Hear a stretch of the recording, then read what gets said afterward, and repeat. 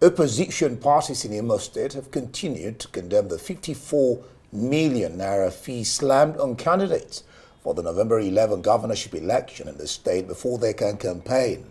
Chairmen of opposition parties in the state said the amount is not only outrageous, but immoral for a government to impose.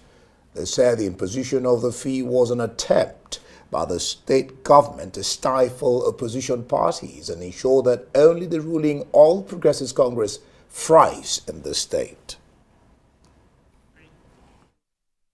And now let's speak to some of the major stakeholders in Imo State on this issue. We have James Okoroma, who is the governorship candidate, African Democratic Congress in Imo State, who is here with us. Also Jude Iroegbu, who is the Director General Campaign Organization of the N54 governorship candidate Imo State. Good to have you gentlemen joining us today. Now let's start off. There's this, you already heard about the, levy on those who want to campaign in Imo State. Let me begin with this now. I'm starting with you, who's live in the studio with us now, talking about the N54 Director General. Can you react to this, as some people say that this might be just a form of revenue generation? I want to see your take on this, because some people have said, besides social media space, that this might just be a form of generating revenue for the state. What's your take?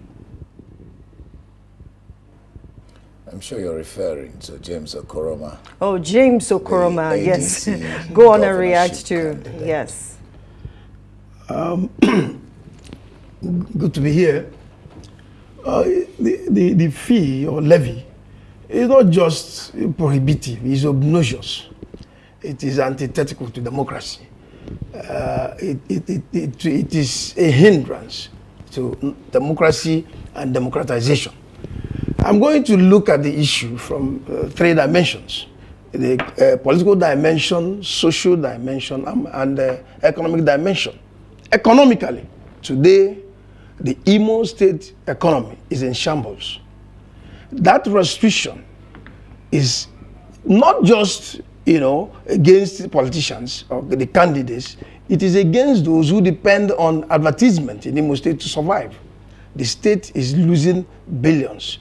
Printers, welders who construct the stands, and all those advertisers who are in that industry, they are losing, and it's indirectly affecting the economy of the state.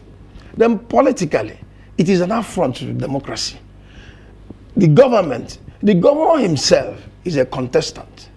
You can't be a regulator in a contest in which you are a major participant. The governor should subject himself to democratic contest. The plot is to weaken opposition parties. That is what they are aiming at. And that is making the contest in Imo to be dry. If you go to Imo today, it appears there's even no election. Everywhere you can't put your posters, you can't mount billboards. 54 million is prohibitive. It is also against the rights of the people to freedom of information. And you know that protection for free speech also includes protection for means of expression. So if you prohibit people, restrict people from mounting billboards, advertising, you are also limiting the access of the people to information. So you are bridging their fundamental human rights, which we are guaranteed in the Constitution of the Federal Republic of Nigeria. So what is going on in Imo is a major affront to democracy. We want a free and fair contest, but weakening opposition parties is undemocratic. All right, James. Jude, let me bring you in. I listened to James a while ago talk about the economy of Imo State being in shambles, and this is the Imo Advertisement Agency, not the governor. If the economy is in shambles, don't you think that this is a way of raising the IGR of the state? What's your take on this 54 million that the advertising agency has asked for of those who want to place adverts on billboards and sorts, cars on the roads as well? Thank you very much, a good question. But first foremost, I want to, for those who don't know my middle name, Jude, my first name is Senator Iroegbu, which is the popular name I'm known for. But that's by the way. Yes, it can help to raise advertising revenue, but that is a kind of short-sightedness. And the governorship candidate who just spoke now have really hit the nail on the head. You are stifling the economy by itself because you are not expanding the base. Because there are a lot of chains when it comes to advertising. It's not just the government, it's the citizen. And you are building the economy. If you check the misery index in the last 2 years in Imo State, is one of the worst. In fact, Imo State tops the misery index in 2021 and 2022. It attracted zero investment to the state in Nigeria in these last 2 years. And this is one of the policies that stifle economic activities. So this lays credence that the government of the day, I don't know if they are concerned for the economic well-being of the citizen or just for the protection of the government in power. And that's why we need a paradigm shift. And this is what Chief Uche Odunze, Ben Odunze, and NNPP represent. The government that works for the people, not just for the interests of the incumbent. So the government that ensures that there is security, there's employment, because this advertising rule does not create employment for the people. Government is not just the agency itself. We are talking of democracy is government of the people for the people. When you create a policy that doesn't work for the generator of the people, then you are defeating the essence of democracy. This is anti-democratic, and that's why we are calling for a new Imo, a paradigm shift. And this is what NNPP and its governorship candidate, Chief Uche Ben Odunze, represent moving forward. Okay, now let's come back here. Let's talk to you now, being that you're live in the studio with us. Against the backdrop of insecurity in the state as we speak, is it truly wise to heavily monetize the political space in that area, seeing that Jude also mentioned insecurity in the state? Is this in any way going to affect, the livelihoods of the people in the state? And is this going to, it's more like talking about this seems to me indeed like the highest bidder gets it at the end of the day. So what's your take on this, James? Well, there is tension in Imo. Policies are supposed to be instruments for social engineering. They are not supposed to be used as instruments against political opponents.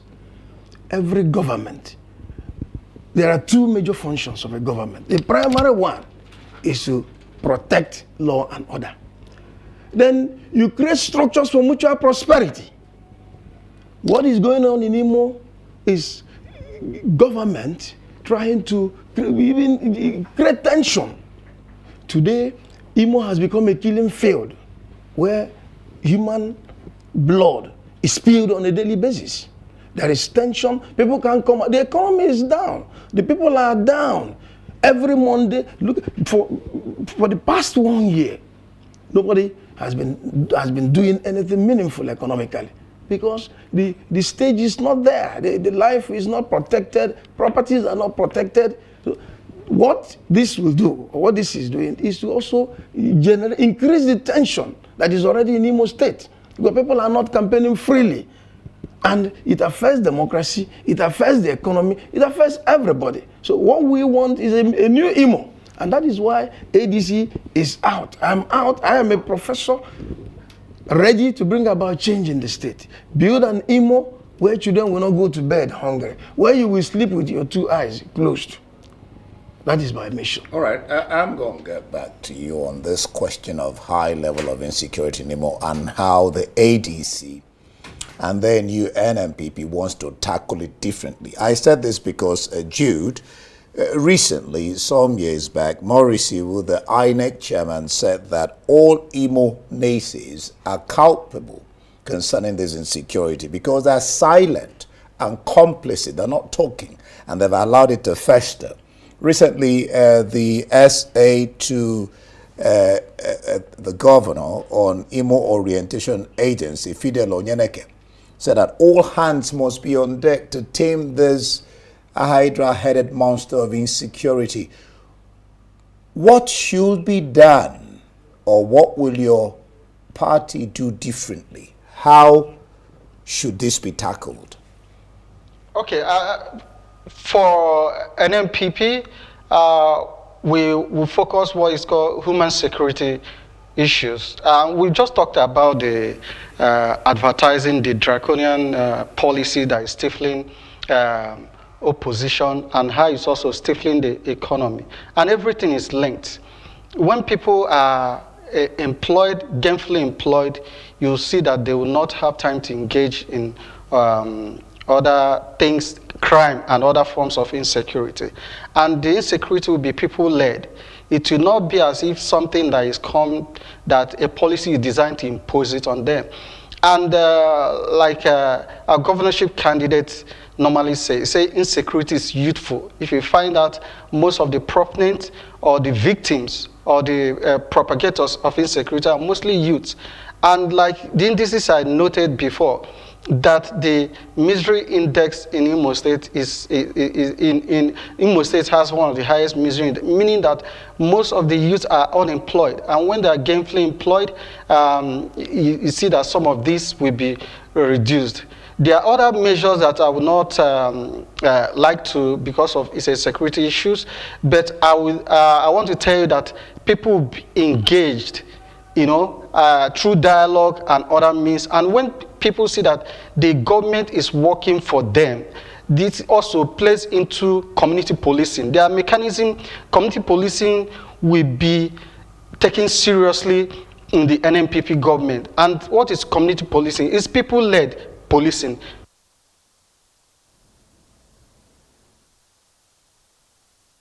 Looks you have lost your communication on that. We'll probably get back to you.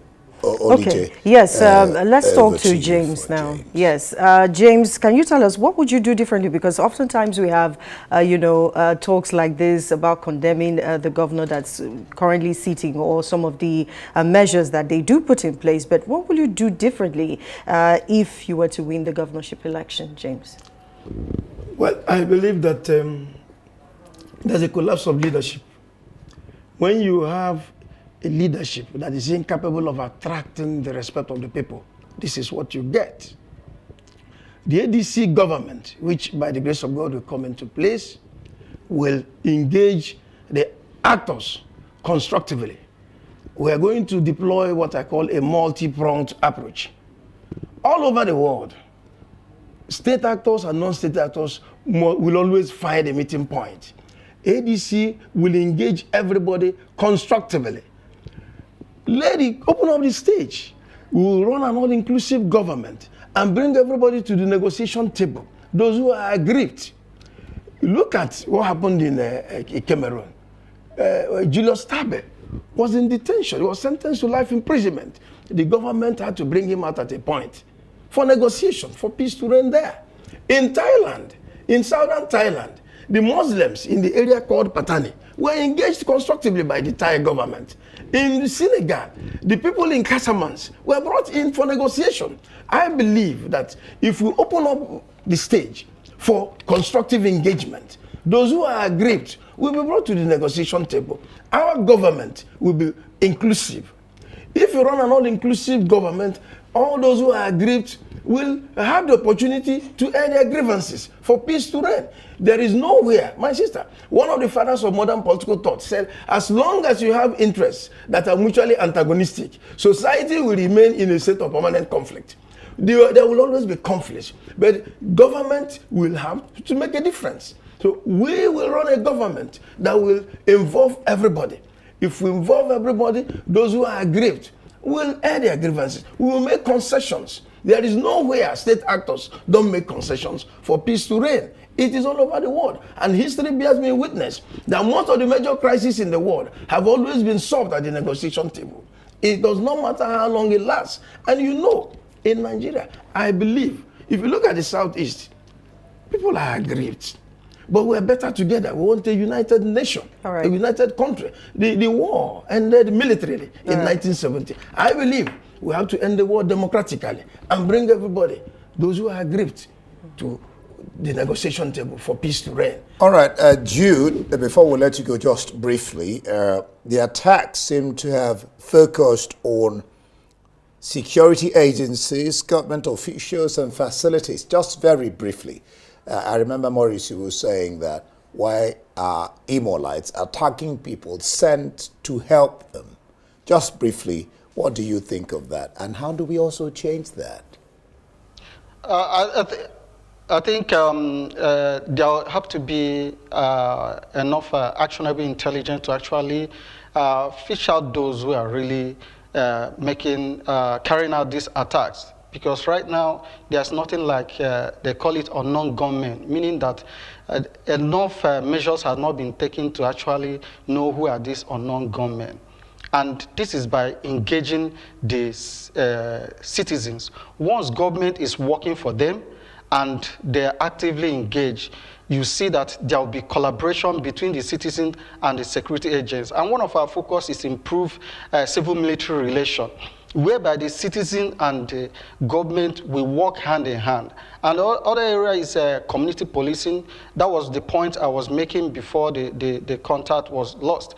The community policing is people-led engagement in security issues, so that people will be at the forefront, ensuring that their lives are secured. There will not be a dichotomy between what the government is doing and how people are expected to be governed and protected. And this is what the NNPP is bringing. NNPP, the motto is for a new Nigeria, for a progressive Nigeria. And motto slogan for Imo State is a new Imo is possible. And this new Imo is people focused. And once people are actively engaged and there's improved relation with the security agencies by focusing on civil-military relation and community engagement in community policing, they'll be actively engaged and they will know that the security agencies are not imposed on them. They are not enemies of the state, but working hand in hand. Because the way the current, in the past years, the administration, there's a dichotomy between the government and the people. It seems as if the government is not for the people, and democracy is supposed to be government of the people for the people. We are going to bring government closer to the people. We are going to bring government to the people and also for the people. And this will go a long way in making insecurity become a thing of the past. All right, then, good to have you with us today on Newsnight. We'll be speaking with James Okoroma, governorship candidate of the African Democratic Congress in Imo State. Also, Jude Iroegbu, who is the DG campaign organization of the NNPP governorship candidate in Imo State. Thank you so much, gentlemen, for joining us.